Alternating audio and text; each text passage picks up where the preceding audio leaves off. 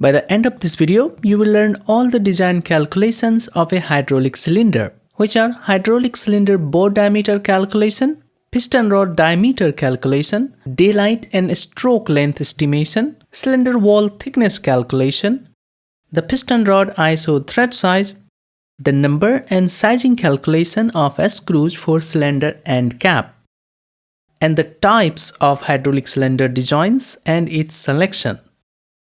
But let's start with the intro of this video. That is the story of every design engineer, especially those in India when they first attempt to design a hydraulic machine.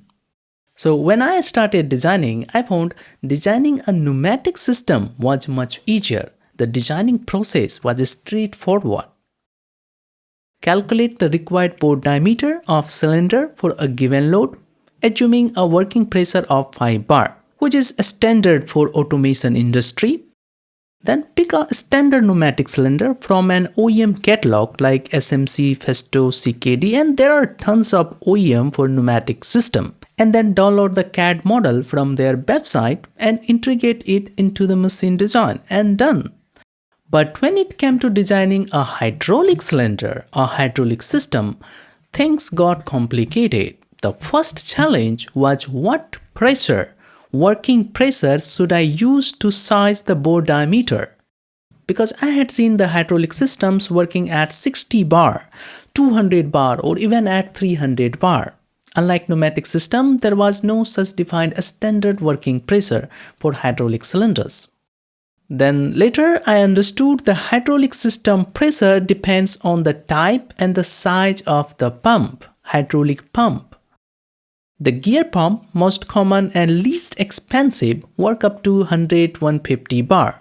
Piston pump for high pressure and reliable performance can go up to 300-600 bar. Vane pump for silent operation and lower pressure typically work up to 100 bar.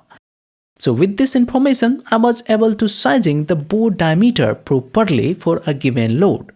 But even after calculating the bore diameter of cylinder, another problem come up. Where to get the hydraulic cylinder? Unlike pneumatic system where we can get a ready-made unit from an OEM, hydraulic cylinders are too customized. Most manufacturers don't keep inventory. So when we place the order, then they start manufacturing. Means 6 months of long waiting time and higher cost as compared to local manufacturer. So in India, we mostly rely on local hydraulic manufacturers. So every time I needed a hydraulic cylinder, I had to visit the local manufacturer and explain the requirements through a rough sketch. What is the function of the machine, required stroke length, load over cylinder, speed of cylinder, means oil flow rate, and the type of the end connections. And based on these inputs, the manufacturer did their own calculation and provided an outline drawing of hydraulic cylinder with power pack detail. But they never share the part level designing, detailed designing. So my job was just to fit their outline drawings in my design and just go ahead. And I believe the most of us doing the same. So feel free to share your own experience with hydraulic manufacturer in comment. Over the time, I noticed that some manufacturer cylinders lasted for years without any issue, while others had frequent seal damage, bending problems, or unnecessary bulky. Every manufacturer had their own design and approach. But the design is not the problem. If we can work with them closely, they can design whatever we want. But the main problem is quality, design quality, and I had nothing to compare the quality. I was not able to say, is the piston rod diameter is enough or it's oversized? Is the cylinder wall thickness correct or not? Were they used right seal material or not? Was the cylinder bore surface finish good enough for seal lasting? Was the piston width sufficient to handle the radial load? Is correct E-gap is maintained or not? And I had nothing to compare it, nothing to judge it. Most of local manufacturers rely on their own experience and knowledge, and they do not do R&D like an OEM. So unless we set the quality standard ourselves, we cannot be sure of the cylinder's lifespan and performance. Now, with the years of experience, now I always design hydraulic cylinders myself first. Not to manufacture, but to set a minimum quality benchmark for manufacturing. This way, the manufacturer have to meet the design and the quality parameters I specified. Now, you might ask that Ayush, if you could design a hydraulic cylinder, then why not just manufacture yourself? Well, not all machine design companies have manufacturing setup or workmanship required for hydraulic cylinders. That's why we still rely on hydraulic manufacturers. They are good actually, but we must control the design quality. And this is the main purpose of making this video, to teach you that how to design a hydraulic cylinder. So I designing a hydraulic cylinders in 3 steps. First is all the designing calculation, sizing calculation of hydraulic cylinder, which we will going to cover in this video. Next is the detailed designing and all the seal selection for piston and end cap, which we will cover in next video. And then finally, we define all the surface finishes, GD&T and BOM in manufacturing drawing. So let's say we have to design a hydraulic cylinder for a deep drawing process, where the required pressing force is 20 ton. Since the load is high, we will use a piston pump for reliability, and we will set the working pressure at 100 bar. And here is a quick tip for working pressure selection. If you go with a low working pressure, say 50-60 bar, the required cylinder bore diameter will be larger to generate the same 20-ton force. And a large bore diameter means higher cylinder volume, because stroke length remains same. Then the high flow rate will be required to move the cylinder at a given speed. That means the large pump size will be required to meet the flow rate demand. So a bigger oil tank capacity would be also required to store the extra oil, even if the pump is capable for high pressure. That means running a hydraulic cylinder at low working pressure increases the equipment sizing, overall equipment sizing and the cost. On other hand, if we go with higher working pressure, let's say 200 bar.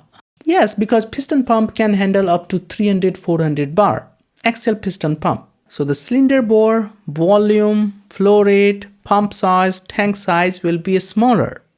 But the high pressure has its own downside. It's reduced the lifespan of directional control valve, also fast wears on hydraulic seals, and high risk of leakage in fittings and housing. So a balanced approach is ideal. For a piston pump, a 100-150 bar working pressure is a good range. For a gear pump, keep it between 60 to 100 bar. Of course, this is not a hard and fast rule. It also depends on your specific application, but you get the point. Now, since we have chosen 100 bar working pressure, our relief valve pressure will be set 10% higher at 110 bar. Again, this is not the hard and fast rule. You can trial and adjust for better working pressure accuracy. And now we need to define the required stroke length of the hydraulic cylinder. So since this is a deep drawing application, the drawing depth is given as 60 mm. This means that the die must move at least 60 mm downward to form the blank sheet metal properly. So our cylinder stroke length should be at least 60 mm to ensure the complete drawing process. But in a press application, we don't just consider stroke length. We need to consider daylight. So what is daylight? So daylight stroke refers to maximum open distance between upper and lower plates in a press machine when the press is fully open. This is important because it's defined how much space is available for placing and removing the workpiece and the tooling itself. So the daylight is generally kept at more than double of the stroke length, depending on the tool design. So in our case, the cylinder stroke is 300 mm. And now the most important calculation of a hydraulic cylinder, the bore diameter calculation, or we can say piston diameter calculation. Both are the same thing. And to determine the bore diameter of a hydraulic cylinder, we use basic formula of pressure. Pressure equal to force divided by area. And if we rearranging this formula, area equal to force divided by pressure. Now, the first step is convert the given force and pressure in SI unit. So the pressing force is 20 ton. Convert it in kgf, 20,000 kgf. And convert it into Newton, multiply with 9.81, it will be 196,200 Newton. Now, working pressure is given in bar, 100 bar. So convert it into Pascal. So multiply with 10 upon 5. And now we need to consider the factor of safety to compensate the frictional loss inside the hydraulic cylinder. For hydraulic cylinder, we generally take 20% extra, which means multiplying by 1.2. Now putting all these values in formula, so the required area come out to be 0.23544 meter square. And to determine the board size in millimeter, we have to convert this area meter square into millimeter square. So multiply it with 10 upon 6, 23544 mm square. This area represents the piston face area because the pressure acts on piston face, and since the piston is circular, we use the circle area formula, pi d square divided by 4 equal to 23544. Solving for d, the piston diameter, cylinder bore size, come out to 173.18 mm. Now, if we design our hydraulic cylinder exactly at 173.18 mm, finding the standard seal, piston ring and other components would be difficult. So we should always select a bore diameter for which seals are readily available. For that, we can refer to seals manufacturer catalog or choose from ISO standard bore sizes. According to ISO 6022, a standard for heavy-duty hydraulic cylinders, these are the standard bore diameter. And the nearest available bore diameter is 180. So our bore diameter is 180 mm. And now let's calculate the piston rod diameter. A piston rod is designed to transfer the force along its central axis. And it is not meant to handle any side bending load. So essentially it acts like a loaded column. So to estimate the minimum required rod diameter, we ensure buckling load capacity. Using Euler's critical load equation for unsupported cylinder column, where P is the critical load, which is the pressing load in our case, E is the Young modulus of the column material. For mild steel, we can consider 200 GPa, gigapascal. I is the second moment of area. K is the column effective length factor value. So for piston rod, which is a rotational and translation free, is 2. And the L is the column effective length. Now, if we put all these value in this equation, the critical load in tons with factor of safety 5 means P into 5, and try to calculate the diameter of rod in millimeter using this R, the column radius. So we will get this equation. The rod diameter in millimeter equal to pressing load in tons into the square of the piston rod length in meter under 4th root into 33. So you can note down this formula for piston rod diameter calculation. So our pressing load is 20 ton. Stroke length is 300 mm, 0.3 meter.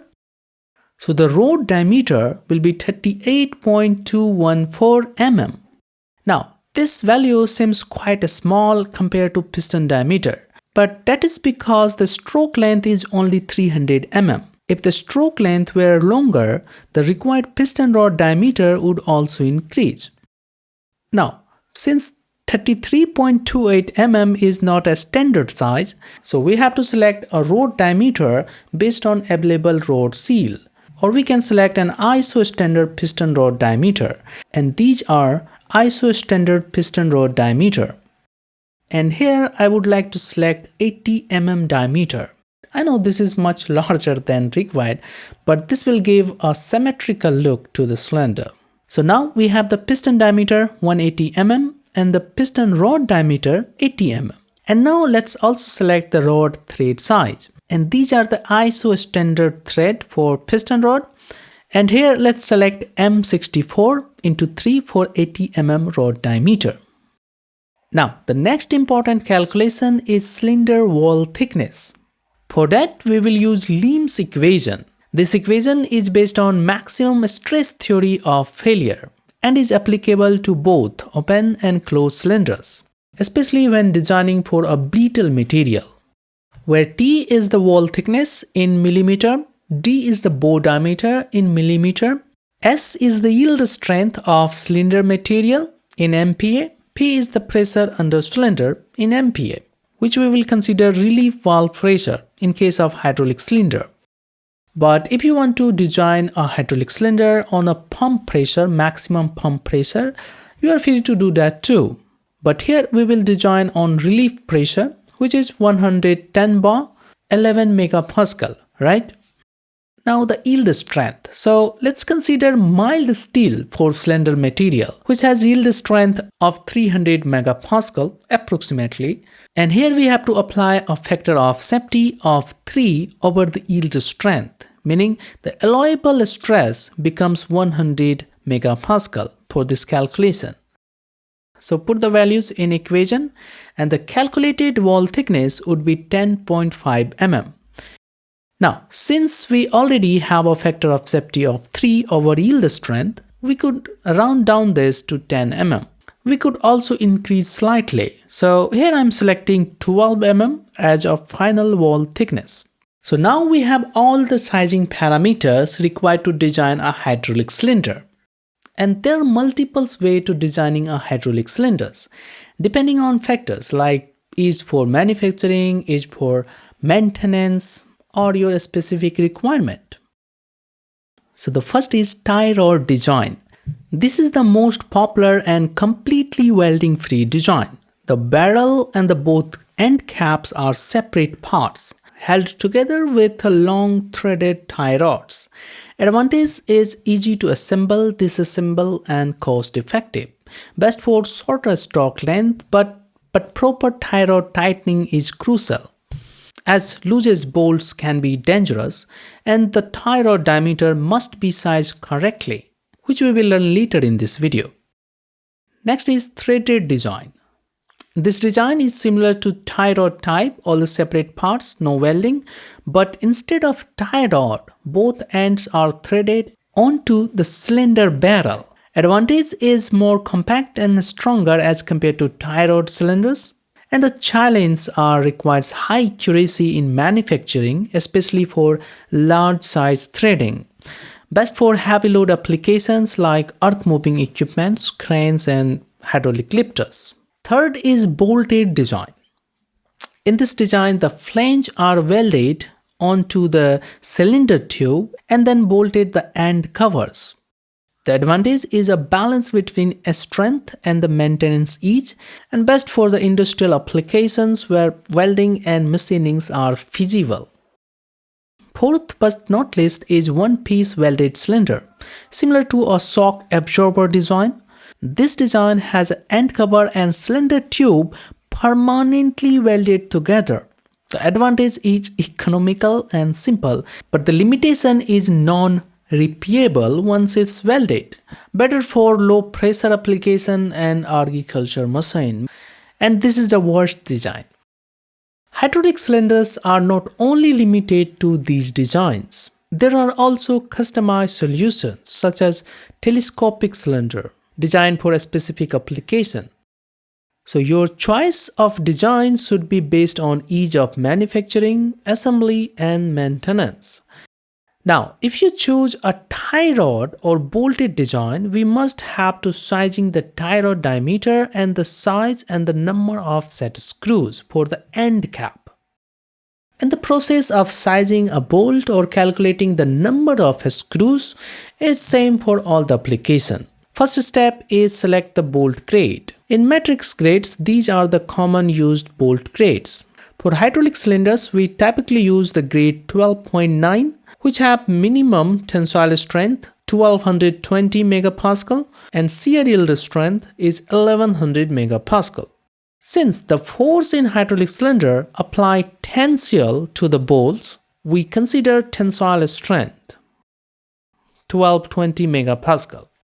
Second step is determining the required total bolting area for a given load using the formula of tensile stress. Tensile stress equal to force divided by area, rearranging the required bolt effective area equal to maximum force divided by tensile strength. Now, the maximum force inside the cylinder will be at the relief valve pressure, right? So the force equal to relief valve pressure into area of the piston, F into A. So relief pressure is 11 megapascal.